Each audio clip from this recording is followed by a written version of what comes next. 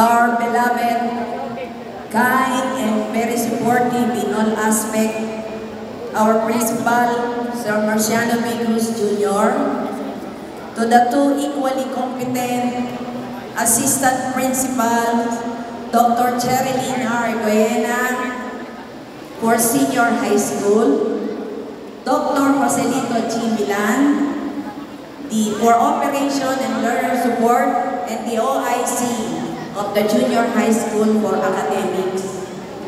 To our former coordinator of SPA in SMNHS way back 2012, and now an education program supervisor in SDO Bulacan, Sir Ariston Emmanuel, together with his wife, Ma'am Michelle,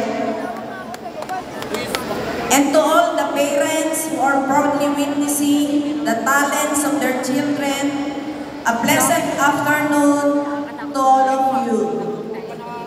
With the theme on the horizon from folk to modern, every step tells a story.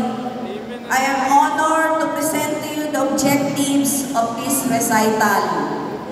First, to showcase the artistic talents of the SPA learners in singing, dancing, and playing different kinds of musical instruments. Second, to encourage the youth in immersing themselves into worthwhile activities. And last, to maximize the full potential of talented learners and make them ready to be globally competitive. Luckily, we are graced by beautiful people who truly support us in our endeavor. How about a big round of applause to our beloved Mayor of San Miguel, who never fails to give his all. Alam ko po, marami siyang ginagawa pero invited po siya.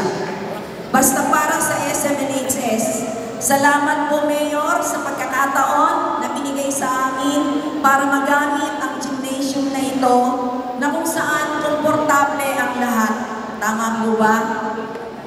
At itagdag pa ang ating mahusay, very supportive na school head, Sir Marciano B. Cruz Jr. Thank you po, sir. Let me take this opportunity to let you know that this program would not have been possible without the concerted effort by my colleagues in MAPED department. It's about time that the fruits of their labor be celebrated today, and beyond, rest assured that this event will be the most memorable